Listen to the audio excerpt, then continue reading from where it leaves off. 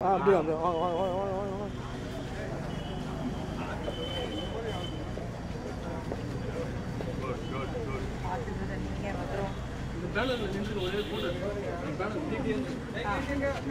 Ma'am इनके पास ma'am ma'am ma'am क्या हुआ? मैम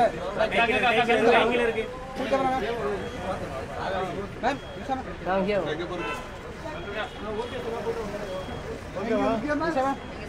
मैम लिख दिया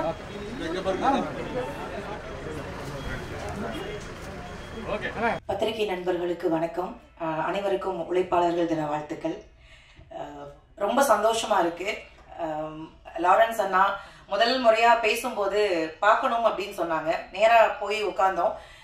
போய் முதல் முறையா உட்காரும் போது அவர் ஒரு நடிகராகவும் நான் அவரை பார்த்ததில்ல, நம்ம திரைப்படத்துல பார்த்துருக்கோம்ல, அப்படிதான் போய் நான் உட்கார்ந்தேன். ஒரு 5 நிமிஷம் பேச ஆரம்பிச்சிருப்போம். அதுதான் உடன்பிறப்பு மாதிரி. ஆக்சுவலா 2 பேருமே அப்படிதான் இருக்கோம். அந்த போட்டோ எடுத்து போய் எங்க அம்மாட்ட காமிச்சேன். நான் பெத்த பிள்ளை மாதிரியே இருக்கேடி பண்ணாங்க. அம்மா, அவர் நீங்க பெத்த பிள்ளை இல்ல, இந்த உலகத்துல எல்லாரும் பெத்த பிள்ளை மாதிரி தான் அவர் இருக்கு. கண்மணி அம்மா வந்து உலகத்துல எல்லாருக்கும் அவர் பிள்ளை அப்படின்னு ஒப்படைச்சிட்டாங்களோ என்னவோ தெரியல. அது மாதிரி 2 பேரும் பேச ஆரம்பிச்சோம். மாற்றம் நிறைய சொல்லுவாங்க. மாற்றம் ஒன்றுதான் மாறாத வார்த்தை அப்படின்னு சொல்லுவாங்க. என்னை பொறுத்த வரைக்கும் மாற்றத்தினால் நிறைய விஷயம் மாறப்போகுது. அதுதான் உண்மையான விஷயம்.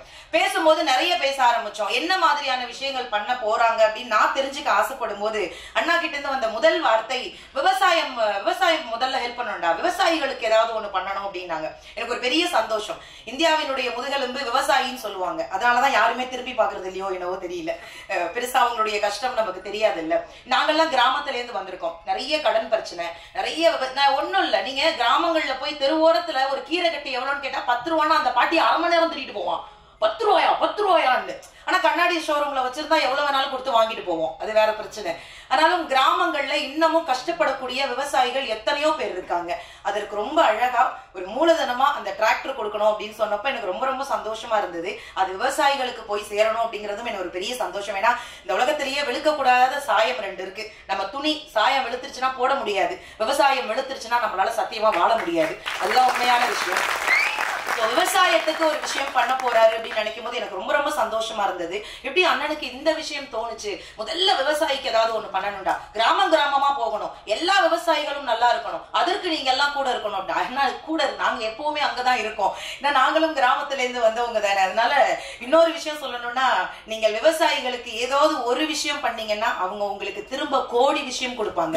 அது சத்தியமான உண்மை. அது அதனால அது ரொம்ப சந்தோஷமா இருந்தது. சரி, விவசாயிகளுக்கு மட்டும்தான் மாற்றம் உதவி செய்ய போகுது அப்படின்னு கேட்டேன். இல்லடா, அடுத்து இன்னொரு விஷயம் அப்படின்னாங்க. அது என்ன விஷயம்னு, கல்வி வந்து வேணும், கண்டிப்பா படிப்பு ரொம்ப ரொம்ப முக்கியம் அப்படின்னா எனக்கு உண்மையிலேயே பயங்கர ஷாக்கா இருந்தது. எப்படி இந்த மனுஷன் இவ்வளவு யோசிக்கிறாரு அப்படின்னு. அது குறிப்பா அவர் வளர்த்த பிள்ளைகளுக்கு அவர் கொடுத்ததே கல்வி மட்டும்தான்.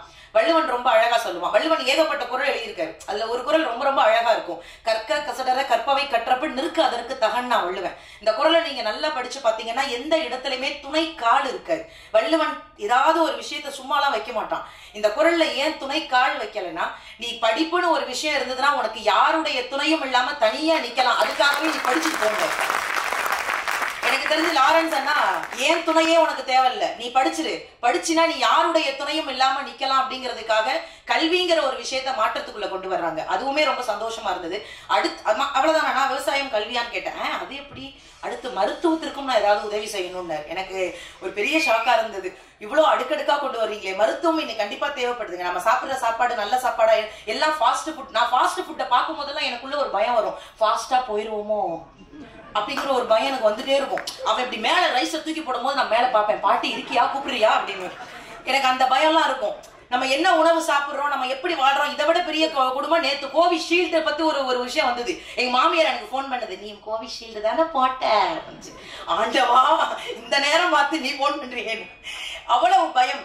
மருத்துவம் சார்ந்து ஏகப்பட்ட விஷயங்கள் இருக்கு. வளரக்கூடிய பிள்ளைகள், குழந்தைங்களுக்கெல்லாம் சுகர் இன்னைக்கு இருக்கு.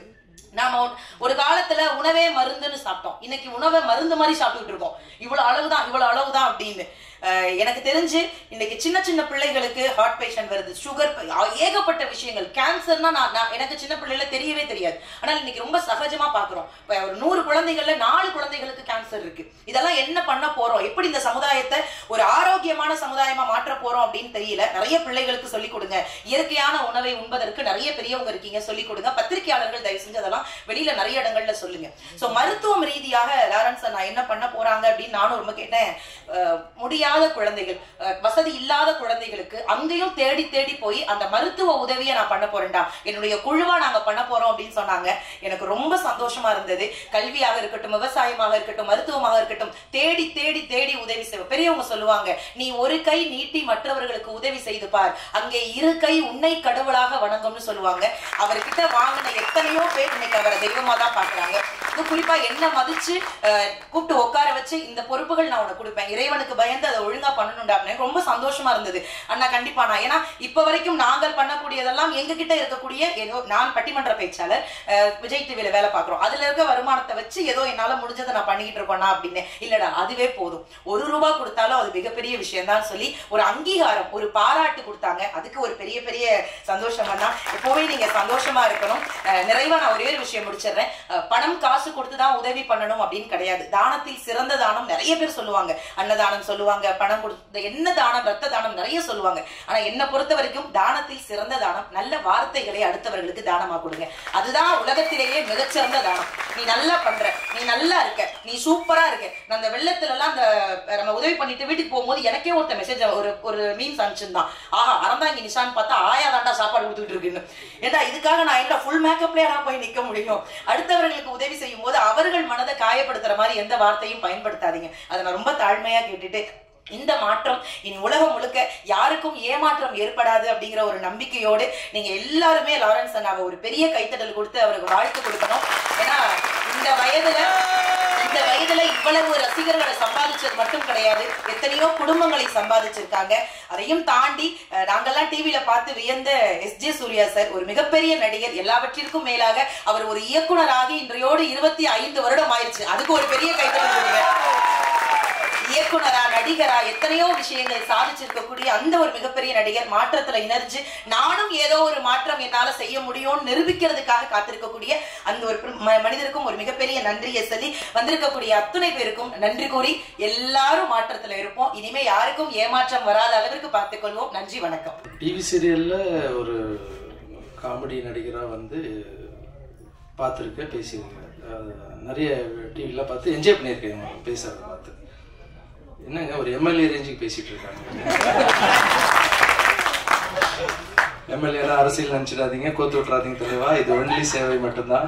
ஸோ நீங்க பண்ற அந்த சேவையை பார்த்து, இப்போ நீங்க பேசுற பேச்சை பார்த்து, உங்ககிட்ட நான் ஒரு டிராக்டர் கொடுக்குறேன், உங்க ஊர்ல வச்சு, உங்க ஊர்ல அந்த டிராக்டர் வச்சு, அந்த டிராக்டர் நீங்க யாரெல்லாம் ஊரால பயன்படுற மாதிரி வைக்காதீங்க. எத்தனை விவசாயிங்க வேணுமோ அத்தனை விவசாயிங்க தினமும் எடுத்துட்டு போட்டு பயன்பாட்டுக்கு வந்துட்டோம். அதை பார்த்துக்கிற பொறுப்பு நான் உங்ககிட்ட கொடுக்குறேன். Okay, thank you so much.